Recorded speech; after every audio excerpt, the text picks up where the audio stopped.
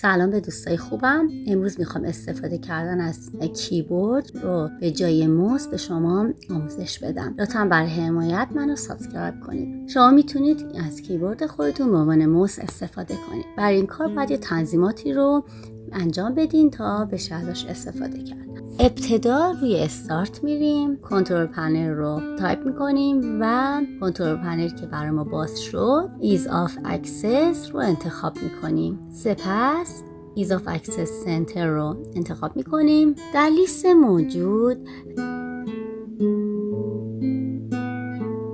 make the keyboard easier to use رو انتخاب میکنیم. حالا وارد صفحه‌ای که میشیم turn on mouse keys رو تیک میزنیم. بعد از اون کار وارد ستاپ موس کی میشیم و این قسمت رو فعال میکنیم. در اینجا با تغییر این کرسر ما میتونیم میزان حساسیت سرعتی رو که ما در روی کیبوردمون به عنوان موس میخوایم استفاده کنیم رو تنظیم بکنیم. حالا اگه ما تیک hold down control to speed up and shift to slow down رو فعال کنیم، میتونیم با گرفتن دکمه کنترل و شیفت سرعت حرکت موسمون رو با کیبورد افزایش بدیم. در قسمت other setting اگر روی گزینه اون آن بگذاریم یا آف، ما اون رو بهتره روی آف بگذاریم، یعنی که وقتی که ناملاکمون خاموش هست به عنوان کیبورد بشه ازش استفاده کرد و در صورت روشن بودن ناملاک اون به شکل کیبورد عمل نکنه، چون ما خیلی وقتا دوست داریم انگلیسی که تایپ میکنیم رو با اون اعداد بزنیم، نه اون اعداد بالای کیبوردمون.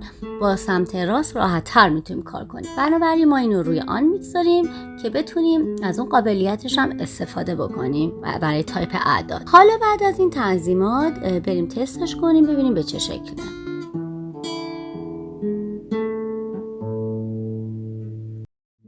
ابتدا ناملاکمون رو خاموش میکنیم تا بشه به شکل کیبورد. حالا با گرفتن کلید 8 که فلش به بالا هست، موس ما به سمت بالا حرکت میکنه. با کلید 7 موس به سمت چپ به بالا حرکت میکنه. با کلید 4 به سمت چپ حرکت میکنه. کلید 1 به سمت پایین متمایل به چپ. کلید 2 به سمت پایین.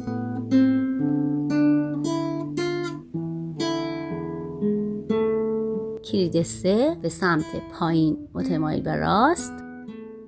کلید 6 به سمت راست. کلید 9 بالا متمایل به راست. کلید 5 به صورت کلید چپ موس کار میکنه. اگه 2 بار بزنیمش مثلا اینجا الان مای کامپیوتر ما رو باز میکنه. امیدوارم که خوشتون اومده باشه و براتون کاربردی باشه و برای حمایت منو سابسکرایب کنید. خدا نگهدارتون.